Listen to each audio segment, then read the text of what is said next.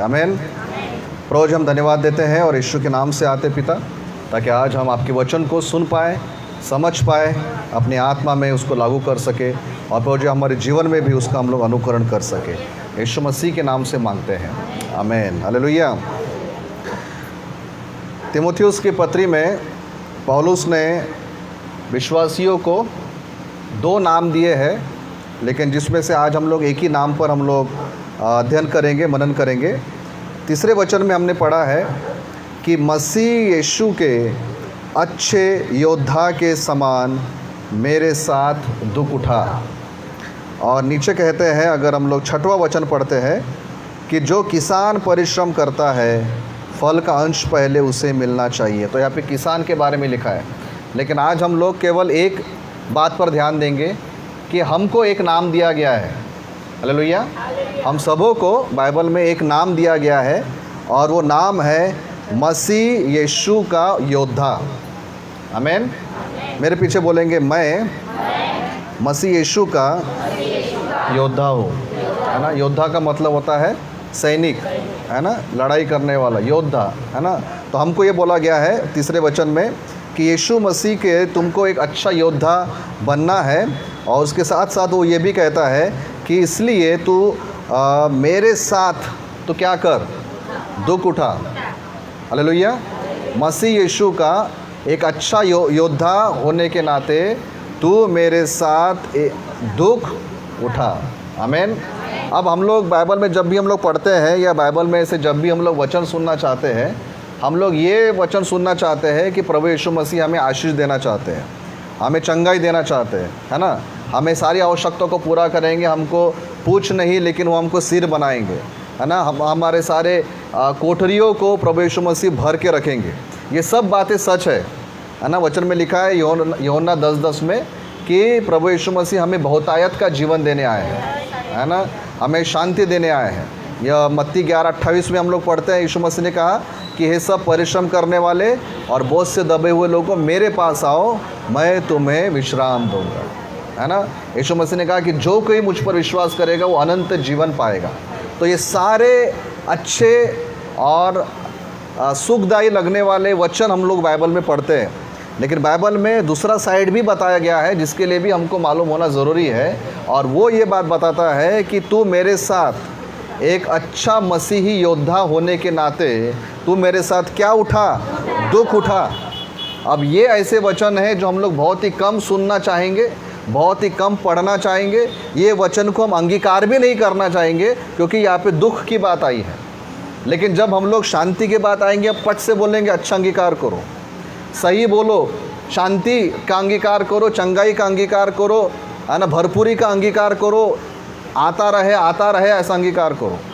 लेकिन उसी बाइबल में अगर ये वचन आया है कि हमें मसीह यीशु का एक योद्धा होने के नाते क्या करना है, दुख उठाना है, तो हमारा मन उसको अंगीकार करने के लिए तैयार नहीं होता है। लेकिन ये भी बाइबल के बाहर की बात नहीं है, ये भी बाइबल के अंदर की ही बात है। और इसीलिए हम लोग जब योद्धा है प्रियो, तो हमें कई बार दुखों में से जाना पड़ता है। और अगर हम लोग दुखों के लिए तैयार नहीं हैं तो हम लोग सुखों का आनंद भी नहीं उठा सकते। ये बात सच है। जो लोग मसीह में दुख नहीं उठाते वे लोग मसीह में सुख भी उठा नहीं सकते। लेकिन जिसने दुख उठाया, जिसने मसीह यीशु के लिए दुख उठाया, जिसने मसीह यीशु के लिए सारे दुख को सहा, जब उसके जीवन में सुख आता है तब उसके उस सुख का जो स्वाद है वो कई गुना बढ़ जाता है। जब ऐसा होता है कि जब मसीह में आने की वजह से, यीशु मसीह पर विश्वास करने के कारण जब दुख आता है तब लोग धीरे धीरे अपने आप को परमेश्वर से दूर कर देते हैं, क्योंकि उनको मालूम होता है कि अभी दुख का समय आया है, अब परमेश्वर के नज़दीक रहने में कोई फ़ायदा नहीं। जब अच्छे दिन आएंगे, जब सुख का समय आएगा, तब हम लोग क्या हो जाएंगे, मसीह के साथ में जुड़ जाएंगे। और ऐसे जो लोग हैं वो लोग परमेश्वर के द्वारा उन सुखों का आनंद भरपूर नहीं उठा सकते हैं। हालेलुया।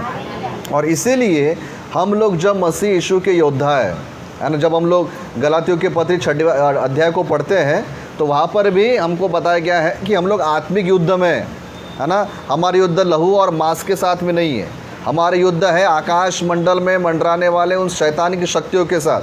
हमारा जो युद्ध है वो मनुष्य के साथ में नहीं है। वचन में क्या लिखा है कि हमें सबसे प्रेम करना है ना, शत्रुओं से भी प्रेम करना है, सताने वालों के लिए भी आशीष की प्रार्थना करना है।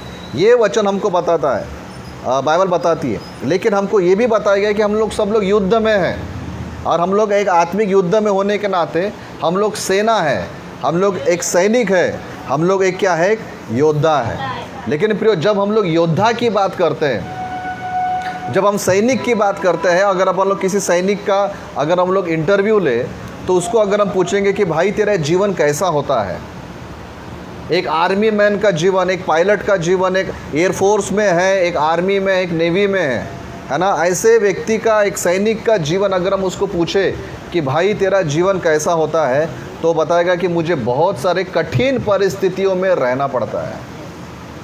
अगर कोई है जिसको हिमालय में ड्यूटी लगी है, ठीक है, सियाचिन ग्लेशियर नाम का भारत में एक बहुत ही हिमालयज़ में एक बहुत ही ठंडा एक प्रदेश है जो भारत का पार्ट है, लेकिन उधर से उसको दूसरे शत्रु से भी खतरा है, चाइना से।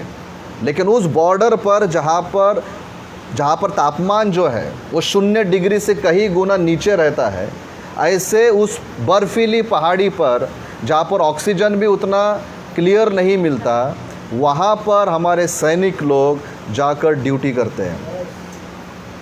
वहाँ पर ना उनको सोने के लिए अच्छी जगह मिलेगी, ना उनको, मेरे ख्याल से तो कई दिनों तक, महीनों तक वो शायद नहाते भी नहीं होंगे, क्योंकि आगे कि मेरा जीवन सुख से भरा हुआ होना, मुझे किसी प्रकार की तकलीफ़ नहीं होना चाहिए, सब कुछ आराम से मिलना चाहिए, तो फिर हमको इस बात को भूल जाना पड़ेगा कि मैं योद्धा हूँ। कोई राजस्थान में अगर है जहाँ पे रेगिस्तान है ना, रेगिस्तान मालूम है ना, जहाँ पर पूरा रेतीला एरिया होता है, जहाँ पे गर्मी बहुत ज़्यादा होती है दिन में, और रात में ठंडी भी बहुत ज़्यादा होती है। वहाँ का वातावरण ऐसा होता है कि दिन में अगर गर्मी है तो बहुत ज़्यादा गर्मी है, और अगर रात को ठंडी है तो बहुत ज़्यादा ठंडी है।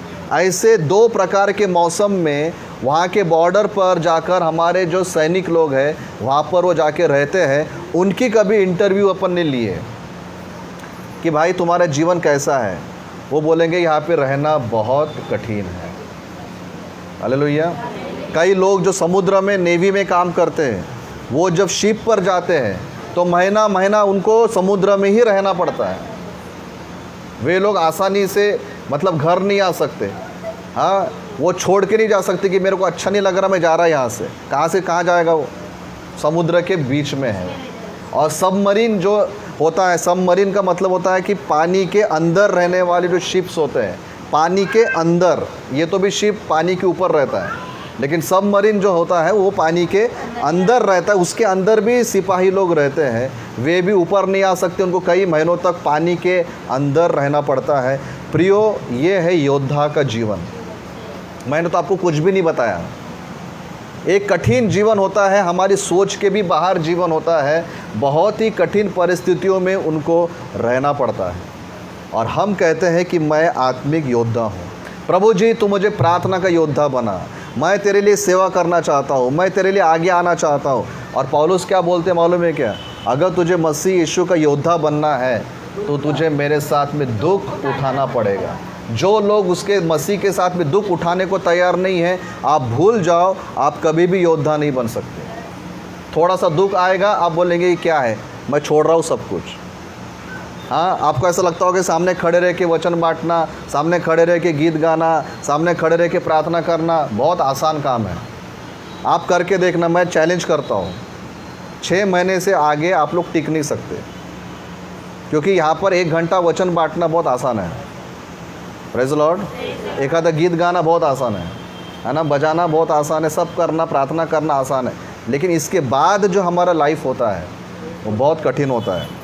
इसलिए पौलुस क्या बोल रहा है, तू क्या कर, मेरे साथ क्या कर, दुख उठा। Praise Lord. अगर हम दुख उठाने को तैयार है तब अपन लोग कुछ बात कर सकते हैं, आमीन, है ना। आजकल इतना आसान लगता है, एक शब्द है जिसका इस्तेमाल किया जाता है, वो है अनुग्रह। अनुग्रह शब्द का बहुत दुरुपयोग होता है। अनुग्रह का मतलब होता है कि कुछ भी करेंगे तभी चलता है, परमेश्वर अपने को देते ही रहता है। हाँ, परमेश्वर अपने को देता ही रहता है। अब ये जो अनुग्रह के बारे में बाइबल में जिसने लिखा वो है पौलुस। है ना। पौलुस प्रेरित ने अनुग्रह के बारे में बाइबल में बहुत कुछ लिखा। अब ये जो वचन है कि मसीह यीशु का अच्छा योद्धा होकर तू मेरे साथ दुख उठा, ये वचन किसने लिखा? पौलुस ने ही लिखा। जिस पौलुस ने अनुग्रह के बारे में लिखा, उसी पौलुस ने दुख के बारे में भी लिखा। लेकिन आज कलीसिया के लोग इतने स्वार्थी हो गए हैं कि पौलुस के द्वारा लिखे गए सिर्फ आशीष के वचन लेना चाहते हैं, लेकिन उसी पौलुस के द्वारा लिखे गए दुख और कठिनाइयों के वचन नहीं लेना चाहते। और ऐसे विश्वासी कहीं नहीं टिक सकते, ऐसे सेवक कहीं नहीं टिक सकते। सिर्फ अच्छा बताने वाले कहीं नहीं टिक सकते, क्योंकि जो धूप में रहना जानता है वो छाँव में भी रह सकता है। लेकिन जो व्यक्ति हमेशा छाँव में रहता है, अगर वो बाहर में 5 मिनट भी धूप में खड़ा रह जाए तो उसको लू लग जाएगी और वो बीमार पड़ जाएगा। और अगर हमको खड़ा रहना है तो हमको छाँव के साथ दुख का भी अनुभव या धूप का भी अनुभव होना चाहिए। Praise the Lord. अगर नहीं तो मैं और आप उस धूप में टिक नहीं पाएंगे। Praise the Lord. इसलिए कुछ बातों को प्रयोग हमको देखना है कि एक विश्वासी होने के नाते बाइबल जब मुझको बताती है कि मैं योद्धा हूँ, तो मुझे उसके साथ दुख उठाना है। आमीन। और दुख उठाने के लिए अगर मैं तैयार हूँ तो फिर मैं आगे की बातें कर सकता हूँ, नहीं तो फिर मुझे वापस जाना पड़ेगा। Praise the Lord. अब दुख जो एक योद्धा जो होता है प्रियो, उसको सबसे पहले किस चीज़ की ज़रूरत होती है? उसके पहले सबसे पहले उसको ट्रेनिंग की ज़रूरत होती है। क्योंकि अगर आप देखते हैं पुलिस भर्ती है ना, सैनिकों की भर्ती निकलती है, जाते बहुत लोग हैं, लेकिन सिलेक्ट उसी को किया जाता है जो ट्रेनिंग में जाएगा, जो उसके योग्य है। मेरे जैसा जाएगा तो हाँ, वो बोलेंगे तूने सोचा भी कैसे, यहाँ से शुरुआत होगी वो, है कि नहीं, है ना। पहले अपने आप को देखना था, फिर आना था। उसके सैनिक के अनुसार हेल्थ है ना, हाइट, बॉडी है ना, उसकी तबीयत बराबर है ना, तब वो आगे बढ़ेगा। नहीं तो पहले उसको क्या कर दिया जाएगा? कैंसिल कर दिया जाएगा। नहीं भाई तू नहीं जा सकता, है कि नहीं। सबसे पहले उसको किस बात की ज़रूरत है? उसको ट्रेनिंग की ज़रूरत है। और ट्रेनिंग भी जब किसी सैनिक की होती है तो बहुत कठिन होती है। कई लोग तो ऐसे हैं जो ट्रेनिंग में जाते हैं लेकिन बीच में से छोड़ के आ जाते हैं, क्योंकि वो ट्रेनिंग जो है वो बहुत कठोर होता है। मुझको और आपको भी अगर सेवकाई करना है, अगर प्रभु में आगे बढ़ना है, और हम जब बाइबल बताती है हमको कि हम जब एक योद्धा है, तब हमको भी ट्रेनिंग की ज़रूरत है, हमको भी सीखने की ज़रूरत है। अब कई लोग जो बहुत ज़्यादा आत्मिक होते हैं वो लोग बोलते हैं कि हमको सीखने की कोई ज़रूरत नहीं, हमको पवित्र आत्मा मिल गया है, अब हम लोग सेवकाई में जाएंगे। और बोलते हैं कि यीशु मसीह ने कहा अपने चेलों को ट्रेनिंग दिया, बाइबल में कहा यीशु मसीह ने ट्रेनिंग लिया, है ना। उसके चेलों ने किधर ट्रेनिंग लिया? आपको मालूम है कि जब यीशु मसीह सेवकाई में थे और जब उन्होंने अपने चेलों को बुलाया, जब तक यीशु मसीह थे तब तक प्रभु यीशु मसीह उनको सिखाते रहते थे, तब तक उनको बताते थे कि आत्मिक बातें क्या है, परमेश्वर का राज्य क्या है, सेवकाई क्या है। ये 3.5 साल तक प्रभु यीशु मसीह ने उनको ट्रेनिंग दिया और बाद में बोला कि अब तुम पवित्र आत्मा से भर जाओ, यरूशलेम में रुकना, जब आत्मा तुम पर आएगा उसके बाद तुम सेवकाई के लिए आगे निकल जाना, संसार के छोर तक चले जाना। हालेलुया। लोग क्या करते, बस प्रेरितों के काम पहले अध्याय के 8वें वचन को ही ले लेते हैं कि जब पवित्र आत्मा तुम पर आएगा तुम सामर्थ पाओगे, इस पृथ्वी के छोर तक मेरे गवाह ठहरोगे। लेकिन वो ये नहीं पढ़ते कि पहले 3.5 साल तक यीशु मसीह ने उनको ट्रेन किया था। Praise Lord. अगर हमको प्रभु के योद्धा बनना है, अगर हमको आगे बढ़ना है प्रियो, तो हमको सीखना ज़रूरी है। हर शिक्षक पहले एक विद्यार्थी होता है, बाद में वो शिक्षक बनता है, हमेशा याद रखना। हालेलुया। पहले हमें सीखना है। तो योद्धाओं को पहले क्या चाहिए होता है? पहले ट्रेनिंग ज़रूरत होती है। अब ये जो ट्रेनिंग होती है प्रियो, इसमें कौन से भाग होना चाहिए मालूम है क्या? एक होता है आत्मिक भाग, मतलब हम आत्मिक योद्धा की बात कर रहे हैं, है ना। आत्मिक ट्रेनिंग होना चाहिए, मतलब पवित्र आत्मा का अभिषेक क्या है, प्रार्थना का जीवन कैसा है, वचनों को समझना है, उपवास प्रार्थना करना है, ये सब बातें जो है वो आत्मिक ट्रेनिंग हो गई। हालेलुया। अब दूसरा हो जाएगा भावनात्मक ट्रेनिंग। हमारे भावना का भी ट्रेनिंग होना ज़रूरी है। भावना का ट्रेनिंग मतलब कैसा? अगर हाँ विचारों का, अगर किसी ने हमको कुछ बोल दिया अब से मैं तेरे घर पे नहीं आऊँगा। अगर आप पास्टर बनना चाहते हैं, अगर आप सेवक बनना चाहते हैं और कलीसिया में आपके सामने 100 लोग हैं, तो सभी के सभी 100 लोग आपसे खुश नहीं रहेंगे। उसमें से कुछ लोग आपसे विरोध करने वाले या आपसे कोई लेना देना नहीं, और कुछ बहुत प्यार करने वाले रहेंगे। तो मिक्स्ड क्राउड रहता है जब हम लोग सेवकाई में रहते हैं। लेकिन आपको अगर लेके चलना है तो सबको लेके चलना है। जो आपसे प्यार करता है उसको भी लेके चलना है, जो आपको देख के मुंह टेढ़ा करता है उसको भी लेके चलना है। लेकिन अगर हम लोग भावना में मजबूत नहीं है, तो जिसने मुझसे प्यार किया उसको गले में हाथ डाल के बोलूँगा चल भाई मेरी बहन तू मेरे साथ है, और जिसने मेरे को देख के मुंह टेढ़ा किया उसको मैं अपन बोल सकते क्या, मैं तेरे घर पे प्रार्थना करने नहीं आऊँगा, मैं तेरे लिए प्रार्थना नहीं करूँगा। ऐसा नहीं होता है। भावना में मजबूत होना ज़रूरी है कि मैं सबको लेके चलूँ। वहाँ पर मेरे अपने जो इमोशंस है वो भी कंट्रोल्ड होना बहुत ज़रूरी होता है। हम लोग मिनिस्ट्री में ताव में नहीं आ सकते, सेवकाई में हम लोग ताव में काम नहीं कर सकते। हमारी इमोशंस को, भावनाओं को हमें बहुत संभाल कर रखना पड़ता है। हालेलुया, है ना।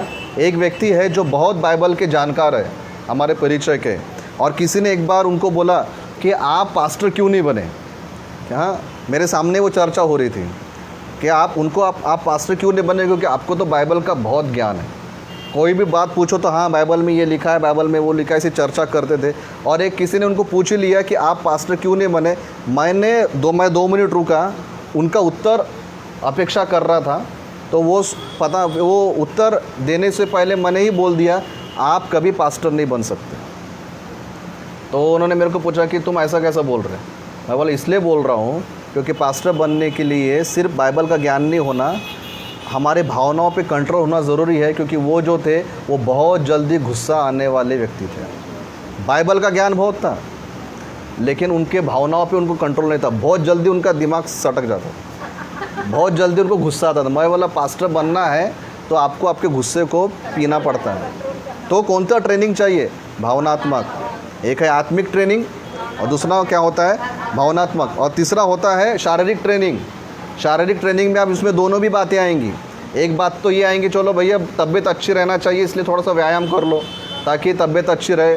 कई घरों में जाना है, 15-20 कप चाय पीना है ना, तो अपना जो पाचन शक्ति है वो अच्छी होनी चाहिए, है ना। फिज़िकल बॉडी भी क्या है, अच्छी होनी चाहिए। और दूसरी शारीरिक मतलब शारीरिक वासनाओं पर भी कंट्रोल होना चाहिए। मालूम है कि सेवकाई में 3 बातों से सेवक लोग गिर जाते हैं अच्छे।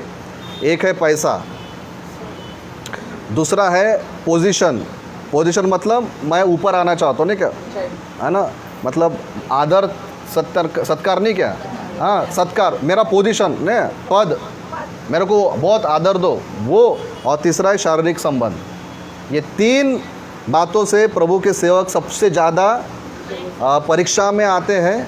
और अगर ये तीनों में अगर वो स्थिर नहीं रहे तो गिर सकते हैं। एक है पैसा, दूसरा है अधिकार या पोजीशन, और तीसरा है शारीरिक पाप। ठीक है, तो अगर सेवक बनना है और योद्धा अगर है तो उसको अपने शारीरिक इच्छाओं पर भी कंट्रोल करना ज़रूरी है।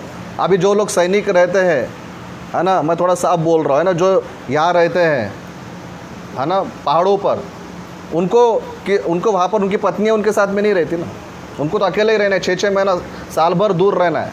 लेकिन अपनी बॉडी को उनको कंट्रोल करना है, नहीं तो वो वहाँ पर टिक नहीं पाएंगे। मिनिस्ट्री में भी ऐसा ही होता है। हम लोग पाप करके सेवकाई नहीं कर सकते।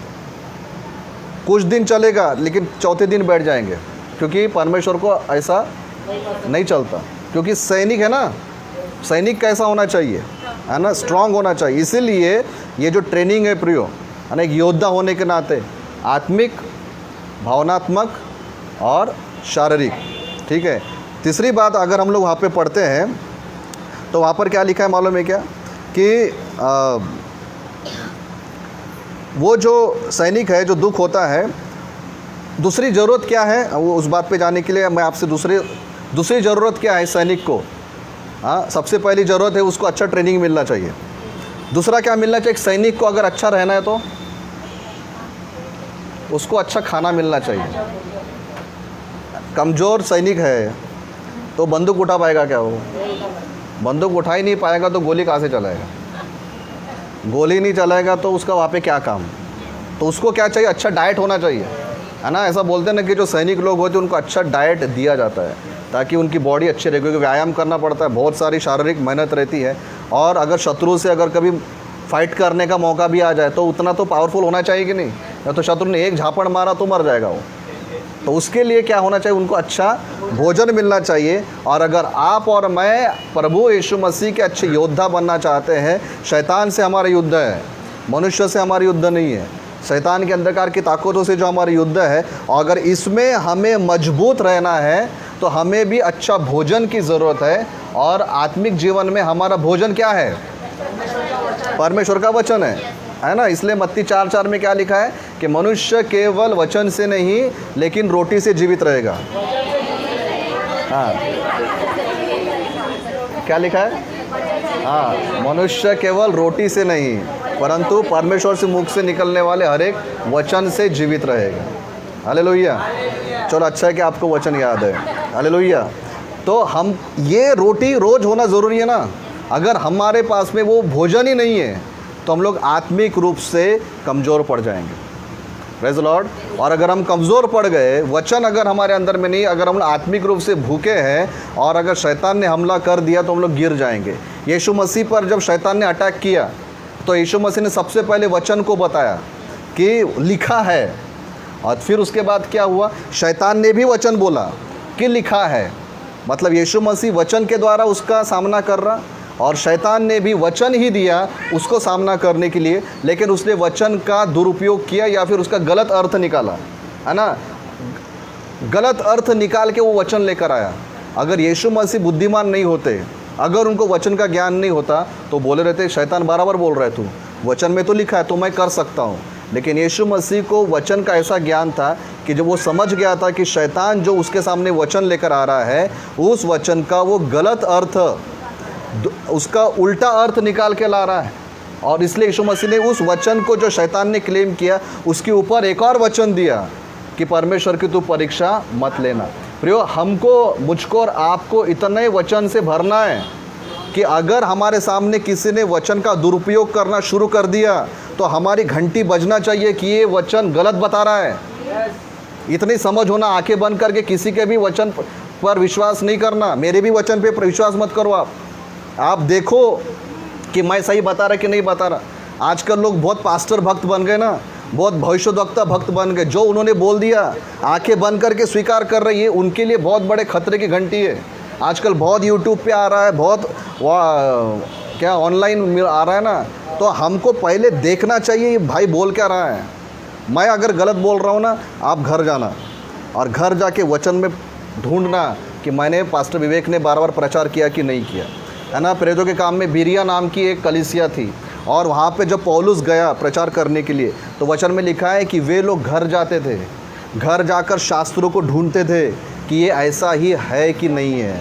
ऐसे विश्वासी प्रिय हमको बनना है। अगर हमको ऐसे योद्धा बनना है ना तो हमको इतना बाइबल का ज्ञान होना कि अगर किसी ने वचन का गलत अर्थ बताया तो अपने को तुरंत समझ जाना चाहिए ये भयक रहा है, ये बहका रहा मुझको, ये गलत जा रहा है, ऐसा अपनी घंटी बज जाना चाहिए।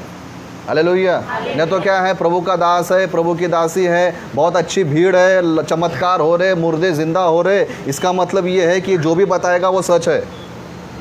Praise the Lord.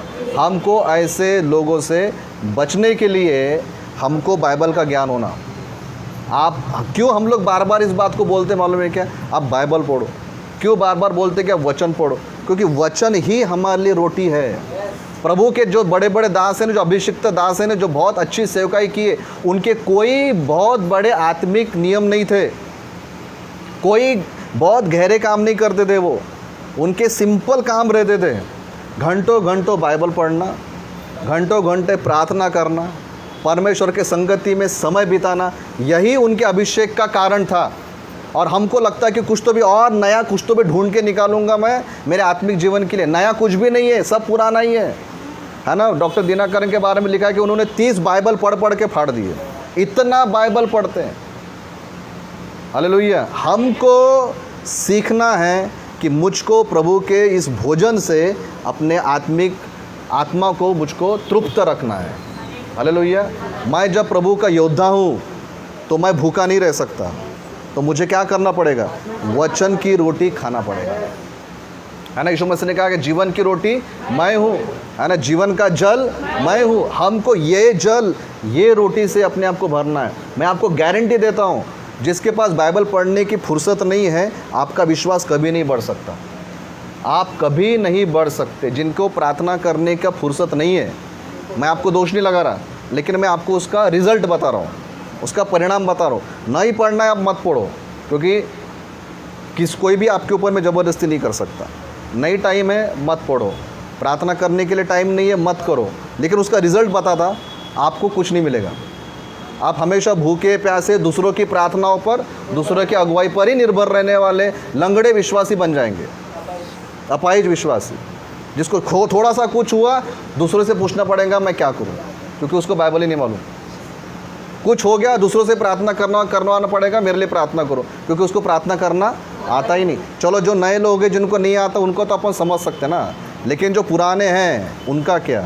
उन लोगों को अपने आपको इस वचन से भर देना है, क्योंकि भूखा सैनिक युद्ध नहीं कर सकता। Praise the Lord. वैसे ही भूखा आत्मिक योद्धा शैतान से लड़ नहीं सकता। आमीन, है ना। और आखिरी बात फिर हम लोग प्रार्थना में जाएंगे, वो ये है कि हमें हमेशा सतर्क रहना है। एक सैनिक जो है वो हमेशा क्या रहता है? सतर्क। सतर्क का मतलब चौकन्ना, हमेशा चौकन्ना रहता है। अगर किसी को बॉर्डर पर ड्यूटी दी गई है, बोलना कि भाई तू ध्यान रखना इतने लाइन से कोई शत्रु घुस रहा है क्या, और उसके हाथ में बंदूक दी गई, ठीक है, और वहाँ पे सो गया, ठीक है, तो कभी भी शत्रु बॉर्डर पार कर सकता है कि नहीं। तो शत्रु आए या ना आए, उसको जागरूक रहना ही है, उसको बंदूक तान के रहना ही है। कभी अगर आप वीडियोस देखें तो देखना, हमेशा बंदूक तैनात करके ही सैनिक लोग आगे देखते रहते हैं। अब वो बोलते क्या यार 2 दिन से हफ्ता भर से बैठो, एक भी नहीं आया, एक भी नहीं आया, अभी भी नहीं आता। ऐसा करता हूँ मैं, एक झपकी ले लेता हूँ, और उतने ही समय में हो सकता है शत्रु अंदर घुस जाए। मतलब उसको हमेशा चौकन्ना रहना है। जो उसका ड्यूटी का टाइम है, उस ड्यूटी के टाइम पर भले ही कुछ खतरा हो या ना हो, उसको चौकन्ना रहना ही पड़ता है। वैसे ही हमारा है। हम ये नहीं बोल सकते कि कल मैंने बहुत अच्छी प्रार्थना किया, कल मैंने बहुत समय में वचन बिताया, तो मैं आज मेरे साथ कुछ नहीं होगा। हम लोग प्रियो हमेशा याद रखना, आत्मिक जीवन में कल के आत्मिक अनुभव पर आज नहीं जी सकते। मतलब ये कि कल मेरा बहुत आत्मिक दिन गया, अब क्या बताओ, बहुत प्रार्थना, बहुत ज़बरदस्त हुआ, एकदम हिल गया, छप्पर उड़ गया, ठीक है, आज ही मैंने छप्पर लगा दिया, इतना अच्छा था। तो इसका मतलब ये है कि आज कुछ नहीं होगा, ऐसा नहीं। कल का दिन गया वो गया, कल कितना आत्मिक था नहीं था वो गया। आज जो है वो नया दिन है, और आज की लड़ाई नई लड़ाई है, आज का है। हम लोग कल के उपवास प्रार्थना पे नहीं जी सकते, हम लोग कल के रविवार के आराधना पे नहीं जी सकते। जो है वो आज का नया दिन है, नई लड़ाई है, और आज हमें चौकन्ना रहना है। Praise the Lord. इसलिए जो सैनिक है उसको हमेशा सतर्क रहना पड़ता है। आमीन। हमेशा हमारे आत्मिक आँखों को खुला रखना है, आत्मिक कानों को खुला रखना है। अगर कुछ गलत हो रहा है तो अपने को समझ जाना चाहिए। जो सो रहे बोले प्रेज़ द लॉर्ड।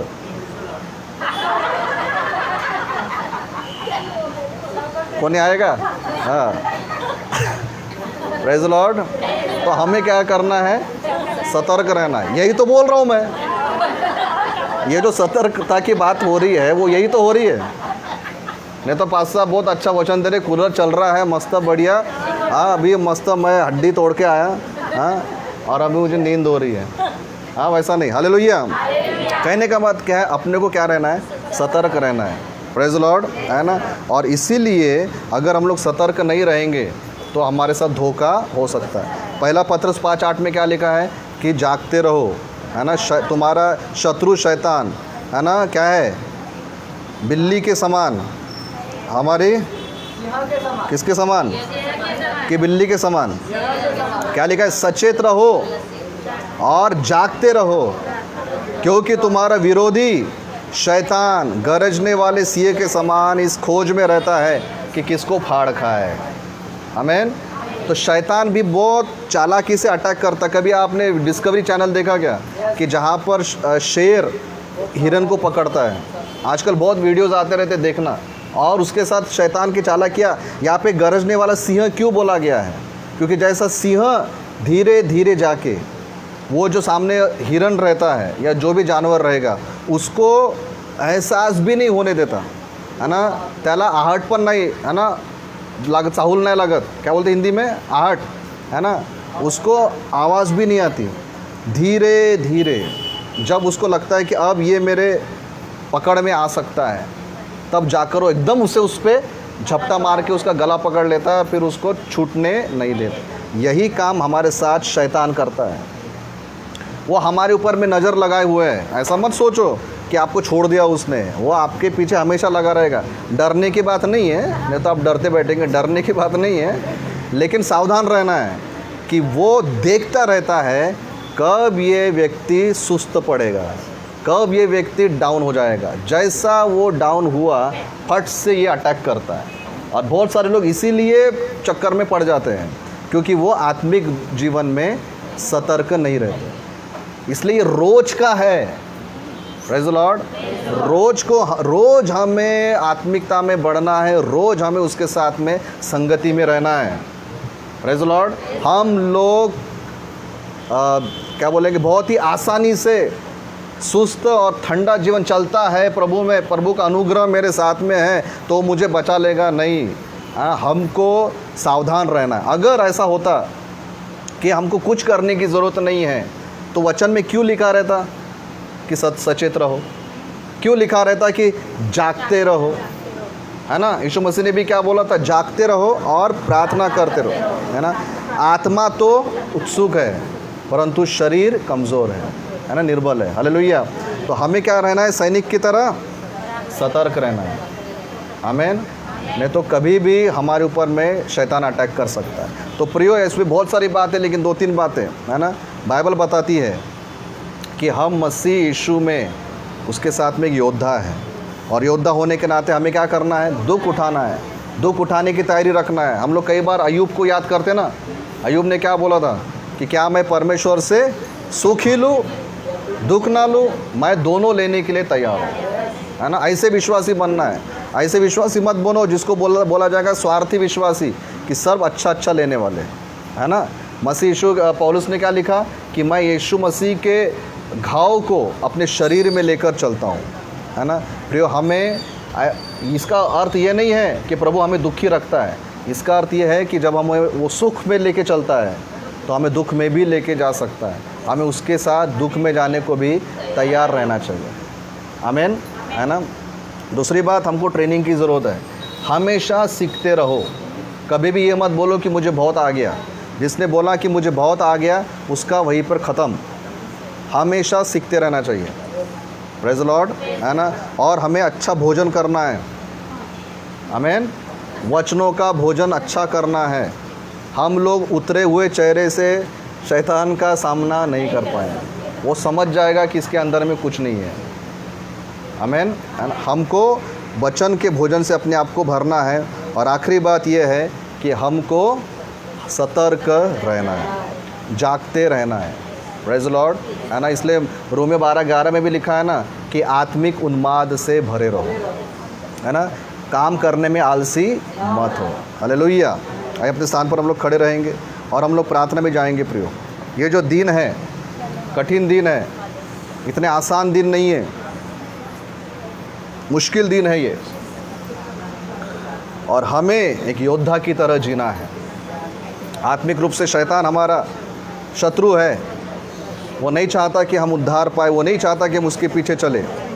तो हमें एक उसकी संतान का भी पद दिया गया है, लेकिन हमें ये भी बताया गया है प्रियो कि हम लोग एक योद्धा है, और योद्धा होने के नाते हमें दुख उठाने के लिए तैयार रहना है। हालेलुया। प्रभु से कहे कि पिता तू मुझे सिखाता रहे, मैं सीखते रहना चाहता हूँ, रोज़ सीखते रहना चाहता हूँ। तू मुझे अनुग्रह दे, मेरी सहायता कर कि मैं रोज़ बाइबल पढूँ, मैं रोज़ वचन पढ़ूँ, एक भी दिन मेरा बाइबल के बगैर ना जाए, एक भी दिन वचन के बगैर ना जाए, क्योंकि वचन रोटी है। अगर ये रोटी नहीं खाऊंगा मैं तो मेरा आत्मा कमज़ोर हो जाएगा और मुझे हमेशा सतर्क रहना है। प्रभु जी मुझे तू सतर्क कर, मैं आत्मिक रूप से कभी भी सुस्त न हो जाऊं, कभी भी मैं निराश न रहूं, कभी मैं हल्के से ना लूं, कभी भी मैं इन बातों को इंडिफरेंस में ना लेके जाऊं। मुझे तू सहायता कर कि मैं हमेशा चौकन्ना रहने वाला बनूं। ओ हालेलुया, हालेलुया। ऐसे ही योद्धा टिक सकते हैं प्रियो, ऐसे ही योद्धा जीत सकते हैं, ऐसे ही योद्धा को शैतान हरा नहीं सकता।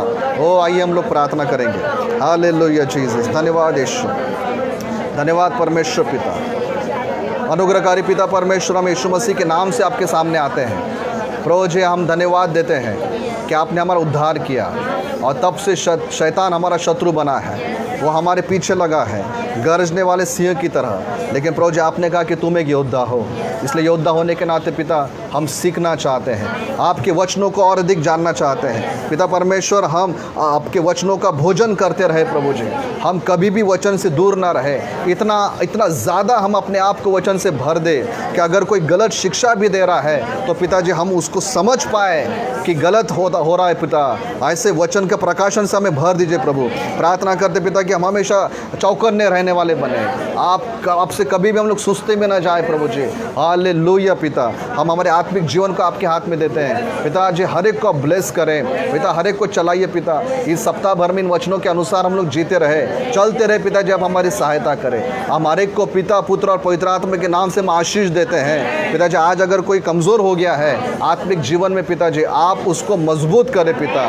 प्रभु जी वो अपनी जिम्मेदारी को पूरा करें, प्रार्थना करते हैं आप उसे लेकर चले पिता। सारी महिमा आदर आपको देते प्रभु जी। आपने दुआ को सुना पिता, धन्यवाद देते हैं और प्रार्थना उद्धार करता प्रभु यीशु मसीह के नाम से मांगते हैं, आमीन। हे हमारे पिता आप जो स्वर्ग में हैं, आपका नाम पवित्र माना जाए, आपका राज्य आए, आपकी इच्छा जैसे स्वर्ग में पूरी होती वैसे पृथ्वी पर भी हो। हमारे दिन भर की रोटी आज हमें दे, जिस प्रकार हमने अपने अपराधियों को क्षमा किया वैसे आप मेरे अपराधियों को क्षमा कर, और हमें परीक्षा में न ले परंतु बुराई से बचा, क्योंकि राज्य, पराक्रम और महिमा सदैव आप। आमीन। हमारे प्रभु यीशु मसीह का अनुग्रह, परमेश्वर पिता का प्रेम, पवित्र आत्मा की संगति हम सबों के साथ, कलीसिया के साथ और ऑनलाइन देखने वाले हर एक के साथ में सदा सदा तक होती रहे।